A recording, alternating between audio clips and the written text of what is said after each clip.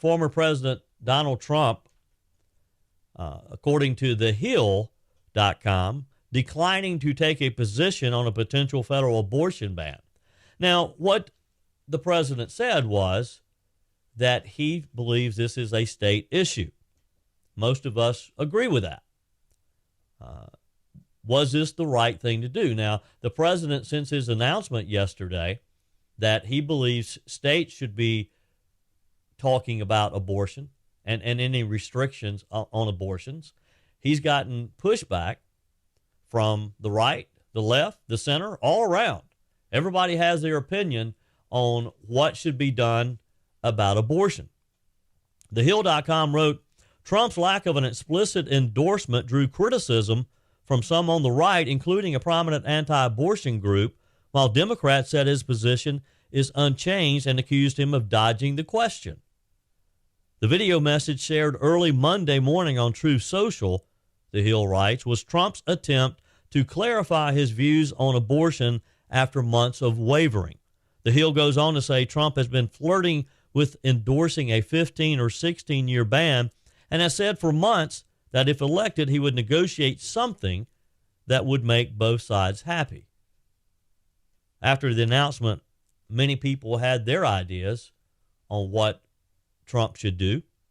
South Carolina Senior Senator Lindsey Graham, who is a top Trump supporter, he has previously introduced a bill to ban abortion after 15 weeks at the federal level.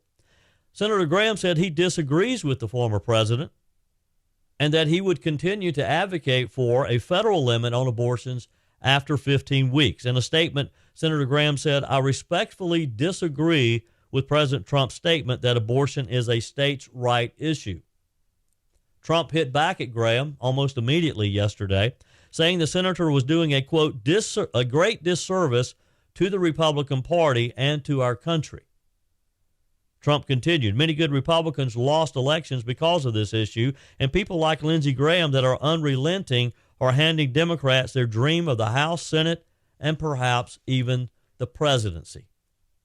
On our guest line today, a man who has been in the battle of protecting life for years now, South Carolina Representative John McCravy. He represents the people of House District 13 in Greenwood, South Carolina, a longtime friend of mine, and I'm so happy to have you join me this morning. Good morning, Representative. How are you?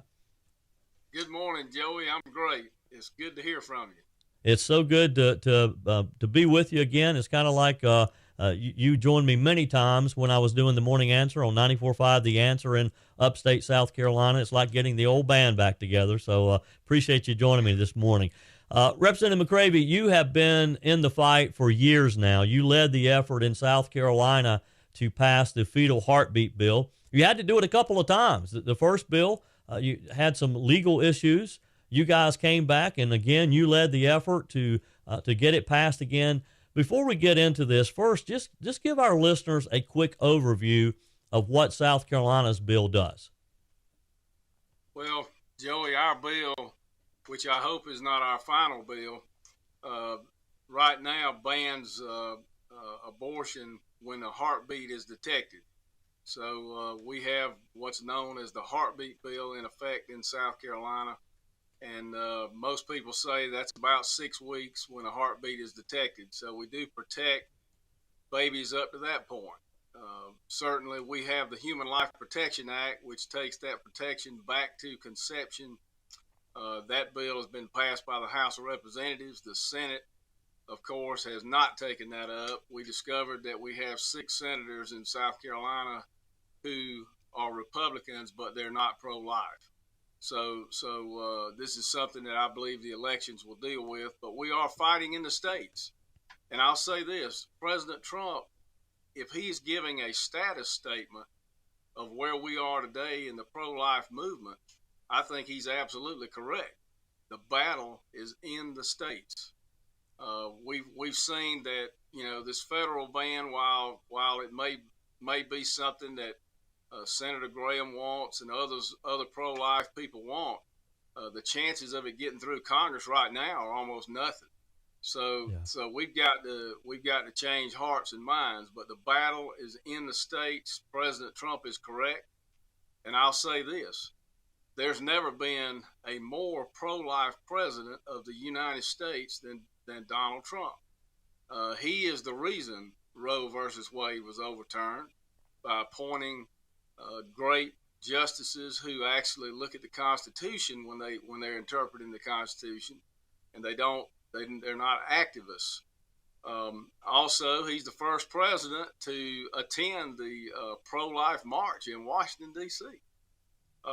He opposed the tax dollars being spent for abortion, and he actually stopped the Clinton era funding of overseas abortions. Our tax dollars were going to fund overseas abortions before he became president. So I trust President Trump when it comes to this issue. He's proven himself, and I think that his statement was a statement of a fact of where we are today in this fight. I don't think that he is saying that he would never sign a federal ban if that came to his desk. I think he would advance the cause of life. So that's my personal opinion. But for campaign purposes, I think he believes that it's best to point this out, that the battle is in the states. Yeah. And there's a real contrast there. You know, the Democrats are wanting to point the finger. Of course, their big thing, of course, is that a woman should have a right to make her own choice. So as you pointed out, the president being the first to actually attend a pro-life rally. On the other hand, you have Vice President Kamala Harris representing the Biden administration, being the first sitting vice president to actually visit a Planned Parenthood clinic. That's a real contrast, isn't it? It certainly is, and that's very shameful. You know, that organization got caught selling body parts. They're all about money, and they're all about profit. So at the expense of women and the right to life of babies. So yes, it's very shameful. The contrast couldn't be worse. I mean, the Democrats have gone to the point of wanting abortion all the way up to the time they're born, and even, you know, we remember the Virginia Democrat governor who said, "Why not let them die after they're born?" So it's a stark contrast between Republicans and Democrats. Republicans are now the party of life. The Democrats are the party of death. Yep.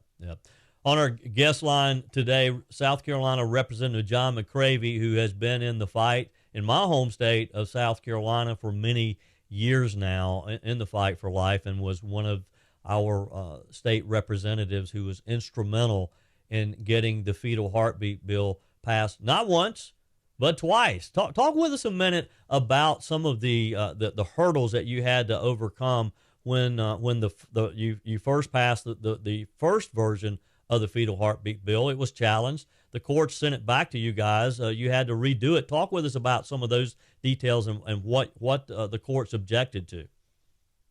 Joey, when we passed this bill in the House at the time in 2019, for the first time we passed a heartbeat bill before Roe versus Wade was overturned, they said it couldn't be done. And thanks to a group of dedicated legislators we call the Family Caucus in South Carolina, we were able to carry this legislation forward.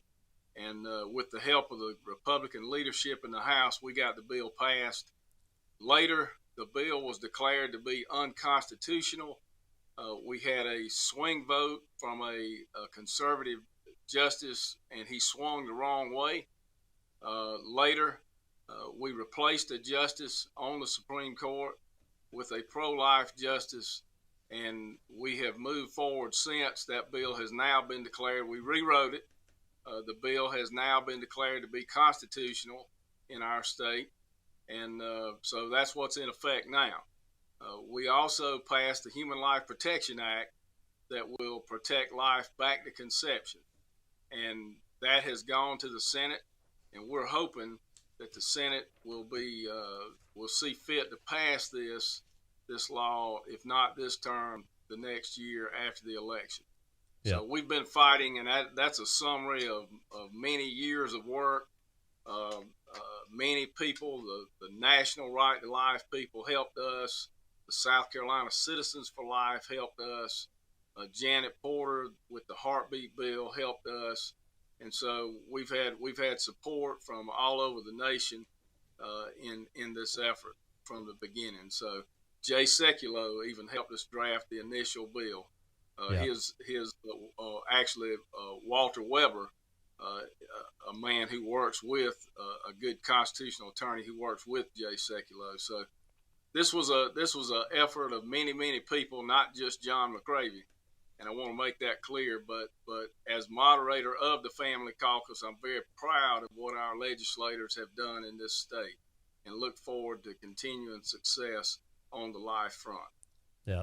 And you're right, it did take the work of a lot of different leaders in the legislature, but Representative John McCravy, you were the one leading them. You were at the forefront of that battle. I watched it firsthand. So in our final minute or so together here, Representative John McCravy from South Carolina, talk with us about, of course, one of the arguments is that this issue could potentially cost Republicans elections in November. What is your response to that?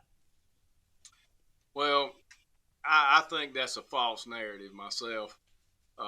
We know that conservatives stand for life. If you take the polls, it depends on the way the polls are written.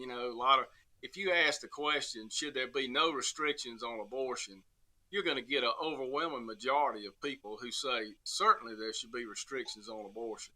We don't want to see abortion used as birth control.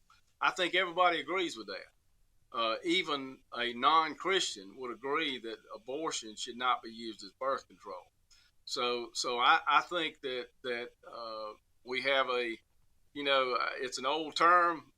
I remember we have a moral majority out there that I believe supports life, and that is one of the first rights mentioned in our Constitution, the right to life. So I think Americans generally support that. Yeah. Representative John McCravy, keep fighting the good fight, my friend. So good to talk with you again today. Hope you have a blessed day.